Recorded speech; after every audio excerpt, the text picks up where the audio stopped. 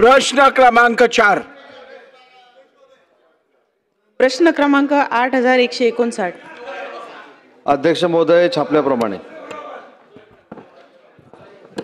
सन्माननीय अध्यक्ष महोदय, माझ्या दिव्यांग बांधवांच्या जीवन मरणाचा किंवा त्यांच्या न्याय व हक्काचा हा प्रश्न आहे.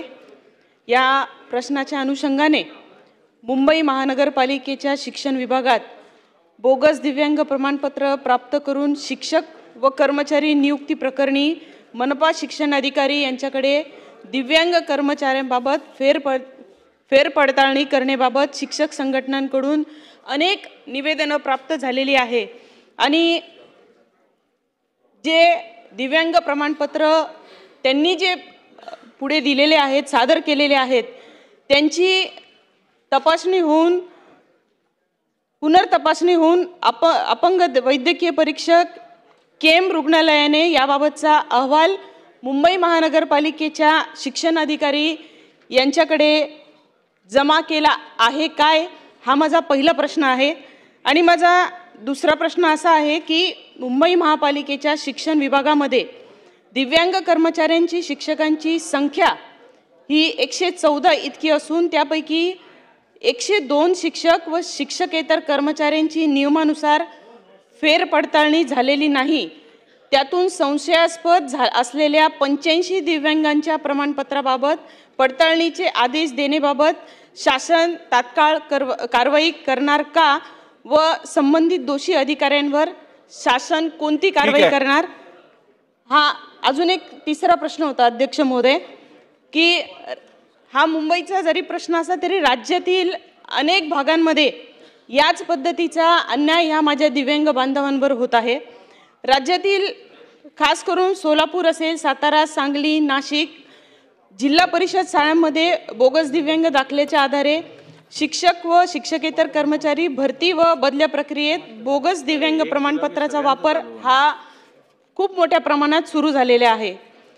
जे शिक्षक पूर्णपणे सुस्थितीत आहेत आणि दिव्यांगांची प्रमाणपत्रे प्राप्त करून बदली बढती करून घेणाऱ्या जिल्हा परिषद, महानगरपालिका, नगरपालिकामध्ये बोगस दिव्यांग प्रमाणपत्र काढून काम करणाऱ्या शिक्षक व इतर कर्मचारी यांच्यावर शासन कारवाई करणार का व अशा कारवाई झालेल्या असलेल्या कारवाईची स्थिती काय आहे हे कृपया याचं उत्तर मंत्री महोदयांनी द्यावं. धन्यवाद. अध्यक्ष महोदय, सन्माननीय सदस्यांनी सर्वोच्चताईंनी जो मुद्दा मांडला हा सोलापूर, नाशिक जिल्हा परिषदेच्या शाळांमधला मुद्दा आहे आणि मुंबई महानगरपालिकेमधला मुद्दा आहे.